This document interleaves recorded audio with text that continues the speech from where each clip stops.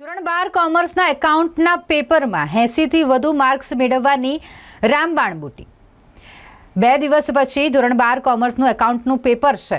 4 તારીખે એકાઉન્ટનું પેપર હોય। ધોરણ 12 કોમર્સના જે વિદ્યાર્થીઓ છે તેઓ માટે એકાઉન્ટનું પેપર આપવું એ ખૂબ જ કઠિન બાબત હોય છે ને તેવામાં સરળતાથી કઈ રીતે આ પેપર લખી શકાય ને 80થી વધુ માર્ક્સ કઈ રીતે મેળવી શકાય તેની રામબાણ બૂટી જણાવી છે શિક્ષણ ક્ષેત્રમાં 12 વર્ષનો અનુભવ ધરાવતા શિક્ષક જીગર સર દ્વારા તેમના દ્વારા જ જણાવવામાં આવ્યું કે કઈ રીતે એકાઉન્ટના પેપરમાં 80થી વધુ માર્ક્સ લાવી શકશો।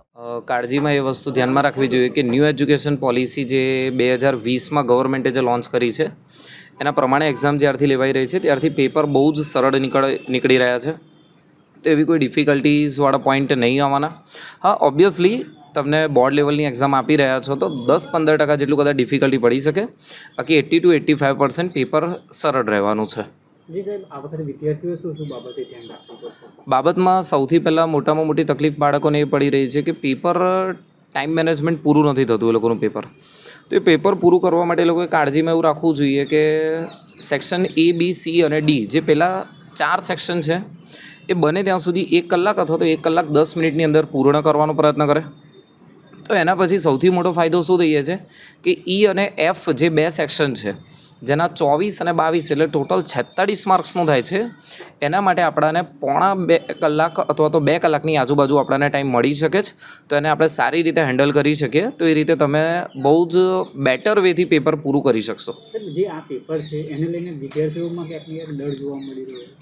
અકાઉન્ટમાં નોર્મલી ડર લોકોને જોવા મળી રહે છે 100%, પણ ડર રાખવાની જરૂર નથી, કારણ કે જ્યારે તમે કોમર્સ સબ્જેક્ટ સિલેક્ટ કરી રહ્યા હોય તો ડર જેવો કોઈ માહોલ જ ના હોવો જોઈએ, અને એ બી ખાસ કરીને અકાઉન્ટ્સમાં, કારણ કે કોમર્સનો મતલબ જ થશે કે તમારી પાસે અકાઉન્ટ જ આવવાનું છે ટોટલી।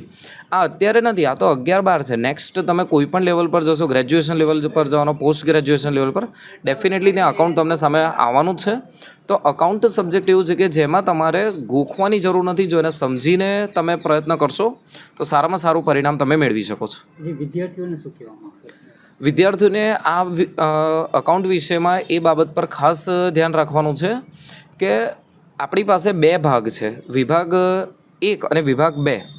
તો 100 માર્ક્સનું જે બોર્ડનું પેપર છે ને એમાંથી એવું કહેવાય છે કે વિભાગ 1માંથી જ 70થી 75 માર્ક્સનું તમારું કવર થઈ જાય છે। જો સારી રીતે ન્યૂ એજ્યુકેશન પોલિસીને એની બ્લુ પ્રિન્ટને સમજો તો બહુ બધા ચેપ્ટર્સ એવા છે કે જે કદાચ તમારે કરવાની પણ જરૂર નહીં પડે।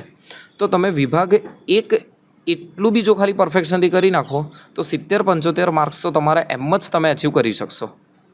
આ પરીક્ષામાં વિદ્યાર્થીઓ કંઈ હયાત થવાની જરૂર ખરી? ના, હયાત થવા જેવી કોઈ જરૂર નથી, કારણ કે હમણાં જે આપણે કીધું એ પ્રમાણે કે 2020થી જે ન્યૂ એજ્યુકેશન પોલિસી પ્રમાણે છે તો પેપર સ્ટાઇલ બહુ જ સરળ છે। ખાસ કરીને એ લોકોએ જે વિકલ્પો મૂકેલા છે સારા છે, એમાં MCQનું પોર્શન વધારે દેવામાં આવ્યું છે, જે પ્રમાણે પહેલાં 10 જ MCQ હતા જેના બદલામાં અત્યારે 20 MCQ તમને મળે છે, તો એક બેનિફિટ છે। જ્યારે વિભાગ C અને વિભાગ Dમાં પણ સારા એવા ઓપ્શન મળે છે કે તમારી પાસે 6 એક્ઝામ્પલો એમાંથી કોઈ પણ 4 અટેન્ડ કરો, 5 એક્ઝામ્પલો એમાંથી કોઈ પણ 3 અટેન્ડ કરો, તો પર્ટિક્યુલર ચેપ્ટરને જો ફોકસ કરો તો કોઈ પણ ચિંતા જેવી બાબત છે નહીં વિષયમાં, અને સારામાં સારા માર્ક્સ મેળવી શકાશે। જી, આપનું નામ છે? જીગર સર।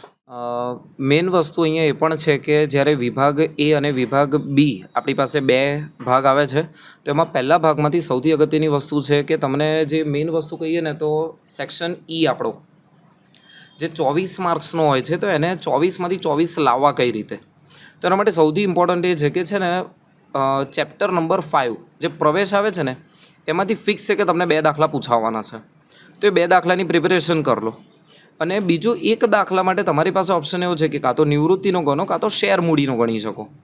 તો તમારી પાસે અહીંયા મારા પોઈન્ટ ઓફ વ્યૂ ઓપિનિયન એવું રહેશે કે જો નિવૃત્તિ તમે ગણી નાખો, કારણ કે પ્રવેશની જેવો જ સેમ નિવૃત્તિનો હોય છે, ખાલી એકાદ હવાલાનું થોડું ફ્લક્ચ્યુએશન હોય છે, તો જો પ્રવેશ અને નિવૃત્તિ કરી નાખો ફક્ત 2 ચેપ્ટર નંબર 5 અને ચેપ્ટર નંબર 6 કરવાથી તમારો આખો સેક્શન E એ આખો પૂરો થઈ જશે અને તમે એમાં 24માંથી 24 માર્ક્સ લાવવામાં સફળ રહેશો।